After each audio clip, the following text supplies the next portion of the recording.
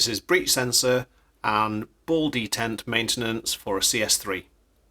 First thing you'll need to do in order to get access to the breech sensor and the ball detent is to remove the foregrip.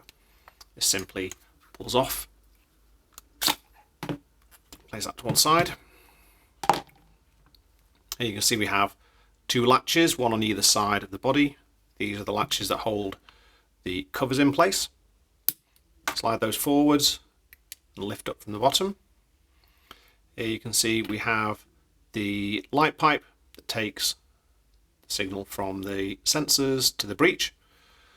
You just need to make sure these are clean, free of paint and fluff and dust.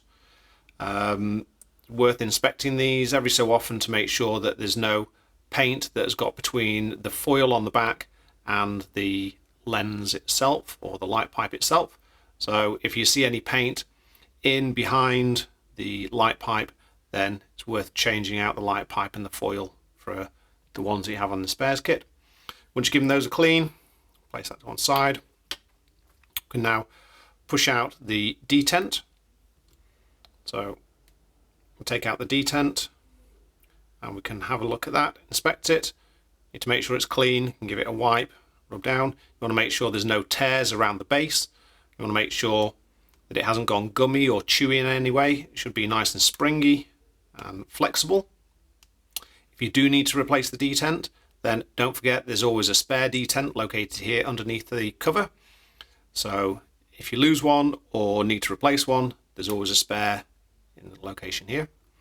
While you have the cover off and detent, you want to make sure that it's clean, make sure there's no paint or grease or oil, anything on the sensors here. You also want to make sure that the opening through into the breech is clear. So you can either use a Q-tip or just give that rub around with a hex key or clean with a microfiber. Once all parts are clean and the detents are checked, you can start to reassemble. We'll put the detent in first. Make sure that's fully clipped down into place inside the pocket, and then put our cover back on, lock it back into place. You can repeat that obviously the other side, make sure that it's clean, make sure the detent is in good condition, everything is wiped out inside, replace that, and simply slide foregrip back on. That's breech sensor and ball detent maintenance for a CS3.